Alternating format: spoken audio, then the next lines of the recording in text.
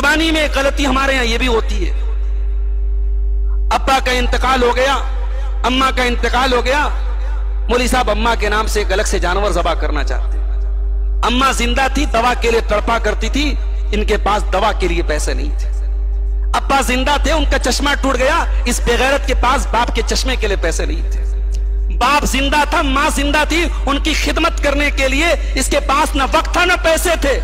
बाप मर गए, मां मर गए, तो साहब अब्बा की तरफ से कुर्बानी करना चाहते, अम्मा की तरफ से कुर्बानी करना चाहते। याद रखो, मुर्दे की तरफ से अलग से कुर्बानी करने का सबूत नहीं मिलता है शरीयत में। इसलिए जो ये तरीका हमारे यहां राइज है कि अलग से दादा के नाम से, अब्बा के नाम से, अम्मा के नाम से जो जानवर खरीद के लाते हो, ये सही नहीं है। अलबत्ता आप अपनी कुर्बानी के सवाब में अपने मरहूमीन को भी शामिल कर सकते हैं। आप अपनी पूरी फैमिली, अल्लाह के रसूल के दौर में एक छोटे जानवर की कुर्बानी पूरे घर की तरफ से होती थी। हजरत अबू अय्यूब अंसारी से पूछा गया, इब्ने माजा की सही रिवायत है कि रसूल अकरम के जमाने में कुर्बानी कैसी होती थी। उन्होंने कहा रजुल युज़ही बिश्शाति अन्हु व अन अहले बैती।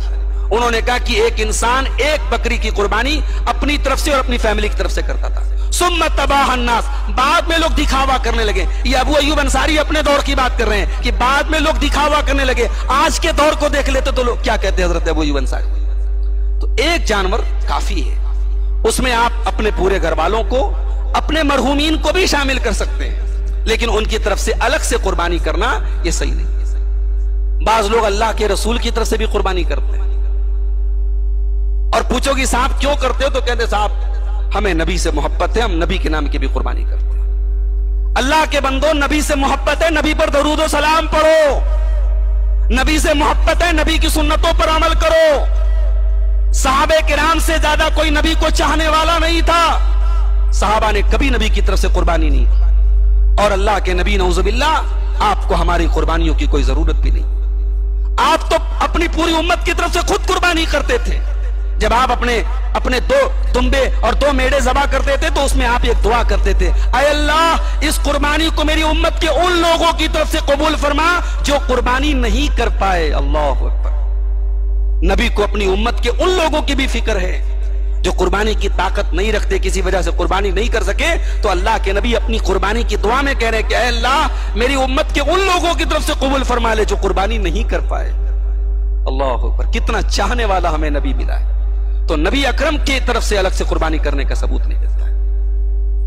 कुर्बानी के पहले जानवर की पीठ पर हाथ फेरना और यह समझना कि साहब इसको खिलाना पिलाना जरूरी है, ये मरने के बाद सीधे जन्नत में जाएगा तो खा पी के जन्नत में जाए, ये सब बकवास बात है, गलत बात है। भूखा हो तो खिलाओ, अगर वाकई में भूख लगी है तो खिलाओ। ये अकीदा रखना कि ज़बह के पहले उसको कुछ खिलाना पिलाना जरूरी है, ये गलत तरीका है। और ये भी याद रखो कि कुर्बानी के जानवर को ज़बह करने के पहले अपनी छुरी वगैरह चेक कर लो। छुरी वगैरह तेज हो, कहीं ऐसा ना हो कि काटने में बहुत ज्यादा तकलीफ हो जानवर को। ऐसी छुरी हो कि एक बार में उसकी गला कट जाए और एक मर्तबा में उसकी जान निकल जाए, तकलीफ ना हो।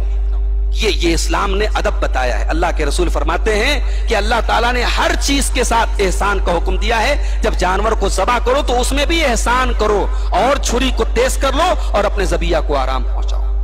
यह भी मना है कि जानवर के सामने छुरी तेज करें, जानवर से छुपा करके छुरी तेज करें, उसके सामने छुरी तेज करना यह भी मना है। बाज़ जगहों पर यह भी जहालत है, कुर्बानी के बाद उसके खून को अपने कपड़े पर, अपने बदन पे पोतने लगते हैं और इसको सवाब समझते हैं। पहले इधर सलेमपुरा वगैरह में जब ऊंट की कुर्बानी होती थी, मेरे बचपन में मैं कभी गया था, वहां मैंने देखा कि ऊंट की जब कुर्बानी होती थी उसके खून को लोग जो है बदन पे पोत लेते थे। ये भी बिल्कुल जाहिलाना तरीका है, इस्लाम से इसका कोई नाता नहीं, कोई ताल्लुक नहीं। कुर्बानी हो गई, अब उसके बाद अब गोश्त है। अब गोश्त का क्या किया जाए? बाज़ उलमा कहते हैं कि गोश्त के 3 हिस्से कर दिए जाए। एक हिस्सा खुद खाया जाए, एक हिस्सा रिश्तेदारों को दिया जाए, एक हिस्सा गरीबों को दिया जाए। लेकिन कुरान और हदीस में ऐसी कोई पाबंदी नहीं है।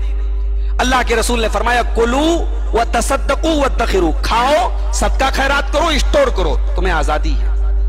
कुरान में अल्लाह ने फरमाया कुलू मिनहा व अतइमुल बाइसल फकीर, खाओ और गरीबों को खिलाओ। तो असल चीज यह है कि समाज का वो तबका जो गरीब है, जो कुर्बानी नहीं कर सकता, 10-10 हजार के 12-12 हजार के बकरे हैं। हर आदमी इस्तेताअत नहीं रखता। उन गरीबों के घर बकरीद के दिन गोश्त पहुंचाइए, ये आपकी जिम्मेदारी है। हमारे यहां कुर्बानी के गोश्त में भी अदला बदला चलता है।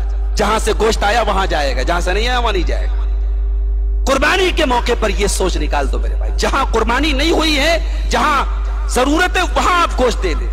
जहां यह लगता है कि यहां बहुत गोश्त पहुंच गया वहां छोड़ दें। जहां जरूरत है, जहां लग रहा है कि यहां गोश्त नहीं पहुंचागा वहां आप गोश्त पहुंचाएं। और कुर्बानी अपने हाथ से करें। बात जगहों पर यह देखा कि हाफिज जी को बुला रहे हैं, मौली साहब को बुला रहे हैं। अरे खुद ज़बह करो भाई। अल्लाह के नबी ने हमेशा अपने हाथ से कुर्बानी की। सिर्फ हज के मौके पर 63 ऊंट आपने अपने हाथ से किए और बाकी 37 ऊंट हजरत अली ने किए थे। यह हज के मौके की बात है, जो हज वाली कुर्बानी होती है। बाकी जिलहिज्जा वाली जो कुर्बानी है वो अल्लाह के नबी हर साल अपने हाथ से करते थे। हजरत आयशा छुरी तेज करती थी और वो लाती थी, अल्लाह के नबी अपने हाथ से ज़बह करते थे।